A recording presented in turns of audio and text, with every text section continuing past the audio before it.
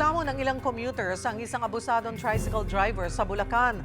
Ang modus niya sobra-sobra kung maningil pagkatapos ay pinagbabantaan ang kanyang mga pasahero.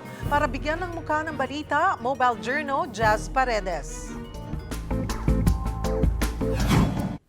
Matinding trauma ang inabot ng isang babae sa Bulacan matapos siyang pagbantaang sasagasaan ng isang kolorum na tricycle driver dahil sa hindi pagkakasundo sa pamasahe. Kuha sa video noong February 18 ang pagtatalo ng isang babaeng pasahero at isang tricycle driver. 120 lang po. Okay na nga, okay na nga yan. Okay na yung 120. Makapal mo ka. 230 pesos. Grabe na, para ako lumuwas ng tubaw.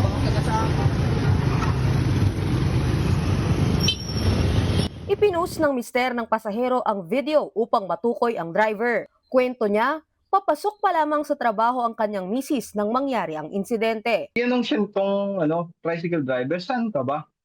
So, maganda pa po yung approach. Saan ka ba? Sa Bustos pa. Ganun ba? O sige, diretso na kita. Karaniwan po kasi kapag nagpapaspecial po yung ride yung misis ko sa ganun, is binabayad lang po niya, is malaki na po yung 120. Pagbaba niya, siningil siya ng 230 pesos na nauwi sa pagtatalo. Doon na siya pinagbantaan ng driver na sasagasaan. Matapos mag-viral ang post ni Oliver, may iba pang lumutang na nagreklamo laban sa parehong driver.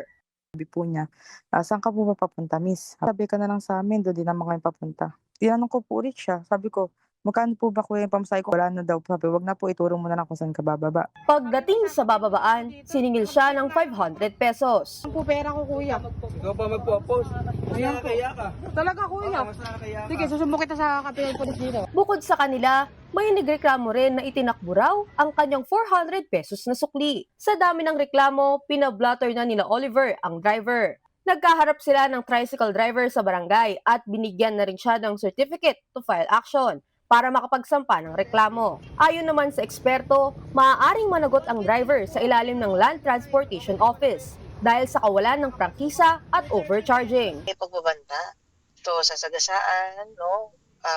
Or meron namang ibang pagkakataon na pinagsasabihan ng masasakit, no? Masasama or malalaswa. So kapag gano'n, ang pagkakataon na yan ay hindi na syempre yan palalagpasin ng ating criminal law. No? Sa ilalim ng ating revised penal code ay pinapatawan din ng pagkakakulong. Bukod pa yon sa kanyang liability sa ilalim ng mga ordinansa ng Traffic Management Office ng City Government or Provincial Government at ng LTO. Mga kapatid, Mobile Journal, Jazz Paredes po hatid ang muka ng balita.